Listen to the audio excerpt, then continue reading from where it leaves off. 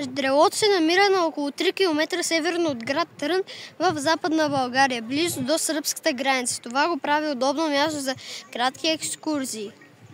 Ждрелото е образувано от река Ерма, която е издълбана дълбока клисура между варовикови скали. Височината на скалите достига до 100 метра, разстоянието между тях на места е само няколко метра.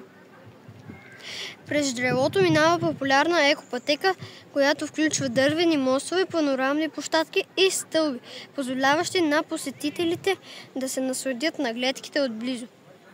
Ждрелото е предпочитано място за планинарство, скално катерене и фотография. То е подходящо както за начинаещи туристи, така и за по-опитни планинари. Ждрелото на река Ерма е обявено за природна забележителност през 1961 година заради уникалния си релеф и биоразнообразие. Районът е под защита и представлява значим природен обект. Абонирайте се за още такива видеа.